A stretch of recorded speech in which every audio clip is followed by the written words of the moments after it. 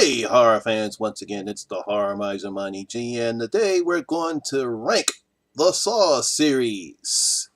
Now that we've gone over all the Saw films and I did my review of Jigsaw yesterday, it's time to rank all the Saw films. This will be the conclusion of my Saw series and the conclusion of my special for this Halloween month. Did a very good job. Really enjoyed watching all the Saw films. As a Saw fan, I was very happy to relive this series again. I hope you guys really enjoyed it. Uh, Hopefully, I might decide to do another series. I don't know. It might be Nightmare because I'm a huge Freddy fan. Freddy is is my #1 favorite horror icon. I might do a Friday the 13th. I might do a series on another franchise. I really don't know at this time right now, but I might leave it all to you, my horror fans. I might let you decide what series would you like me to do next. But or let's go on with ranking the Saw series. So coming in at number 8 will be Saw 3D. Now Saw 3D was supposed to be the final Saw in the Saw franchises, basically due to the diminishing returns that the other Saws were coming in, and Lionsgate felt as though, hey, look, it's time to close the book. Now, I guess the reason why I ranked it 8 was because even though I did like the story, I felt as though that they should have closed it out with 6. There was really no need to do another Saw. Um, when I watched it over again, it wasn't very well filmed. Well, you can tell that how everything looks different with this Saw because of the 3D. How they filmed the 3D. I know if I'm remembering correctly, I think they used different type of cameras, and it just didn't look right. The traps are okay, and like I said, I did like Bobby, and I thought the story was pretty good. It's not one of the better Saws, and that's why I rank Saw 3D the 8th out of the 8 films. So number 8 is Saw. Whoops, wrong way. It's Saw 3D. Coming in at number 7 will be Saw 5. Now, Saw 5 was okay. I really didn't. I thought it was okay. It had some nice traps, but I thought the story was a bit convoluting. I really didn't care for any of the characters, which is fine. I thought Costas Mandalore was okay as was okay as a new Jigsaw apprentice. But what you expect. It just felt this way was something was lacking something in Saw 5. So coming in at number 7 is Saw 5. I'll get this right. Coming in at number 6 will be Saw 3. Now I believe Saw 3, as I stated before, my series is not one of the better ones. It was kind of emotional based upon how the story was felt. Like I said, I did like some of the traps, but it was more of just that he was testing this Denton as so getting his revenge, and I felt as though maybe perhaps they could have done a lot better. Obviously, you saw the manipulations that were happening with Amanda. Of course, we now know it was all done by Hoffman. He was the one that wrote the letter that she thought Jigsaw had written.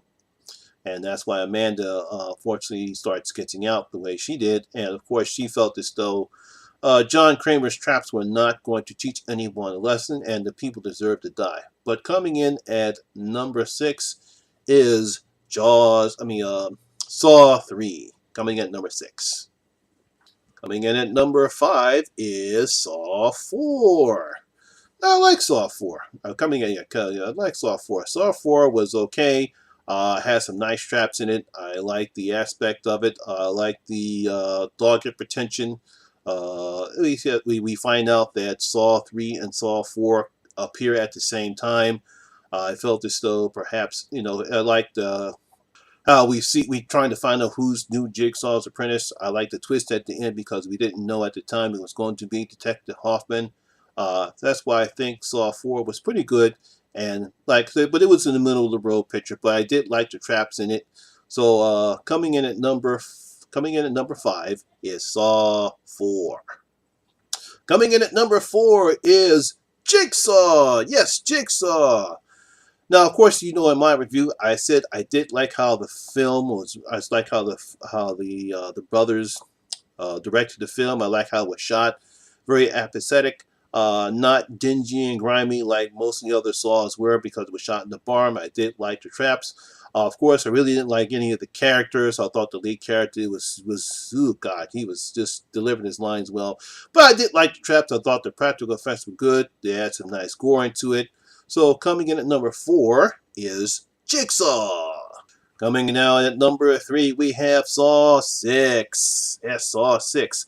I love Saw 6. It kind of went back to what the whole purpose of Jigsaw is meaning, and I like the emphasis that John Kramer has with the insurance guy as he tells him, it's like, hey, look, it's a lot different when you're making decisions based upon that's on a piece of paper. When you actually see them live and in person, it makes your decisions tougher, and that's what the guy has to learn, that now that all the decisions that he made based upon his philosophy, you have to actually do it in person. And I like the traps. I like the lessons that John was trying to teach him. And of course, I love the ending part because that was great. Saw 6 was very, very good. I like the practical effects, especially the end where the guy gets shot full of hydraulic acid at the end. Very, very good. Loved it a lot. So coming in at number 3 is Saw 6. Oh, so you're wondering what's going to be number 2. And I had a trouble trying to figure out what I'm going to put between 2 and 1. And it's going to have to be the original Saw. Yes. The original Saw was such a great film. For some reason, it introduced torture porn. I still don't get what is torture porn. Yeah, people are being tortured, but I don't see anyone having sex. I guess I think when it comes to torture porn, I think Hostel is the one that actually created it, not this. So I don't know where they got the torture porn from Saw. Yeah, people being tortured, but no one's having sex. But anyway, I digressed. The original Saw was a once-in-a-lifetime film and introduced us to Jigsaw, coming up with a whole bunch of twists at the end. Very, very good introduction to Tobin Bell as a Jigsaw killer. Very good film. So coming in at number 2 is Saw.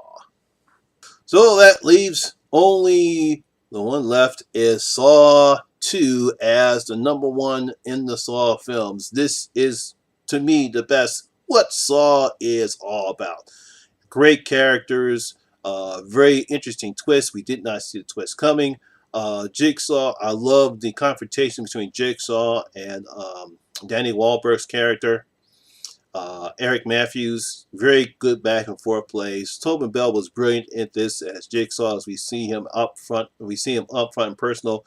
Obviously, the twist in the middle when we find out that the game was not taking place at real, it was taking it already happened. And Jigsaw is just very true to his words, and he tells Eric Matthews, all you have to do is sit down. All you have to do is sit and talk to me. He's got to pay attention to the rules, but he didn't. So that's why that's why Eric Matthews deserved the fate that he get. Of course, we don't see him die until I believe Saw 4. Saw 4. We don't see we don't see him die until Saw 5. I think you see until Saw 5. Yeah, I'm getting my Saws confused.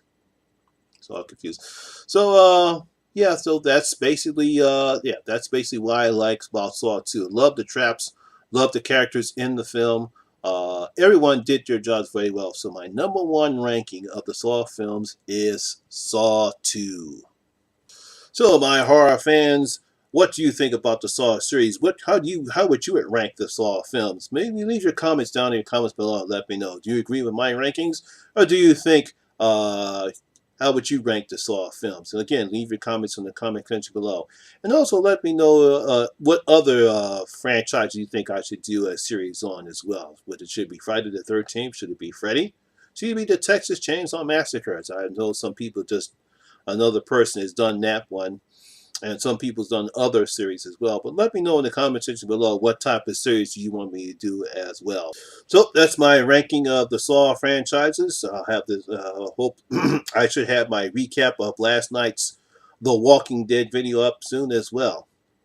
Once again, if you do like this video, please give it a thumbs up. And this is your first time here, please hit that subscriber button and ring that notification bell. That way you can become part of the horror experience with me, the Horror Miser Monty G. And as usual, all my social media links will be down in the description below as well. And again, I am on Facebook, Twitter, Instagram, and Letterboxd. Once again, my name is Lamont Smith, better known as the Horror Miser Money G, and always remember, horror rules.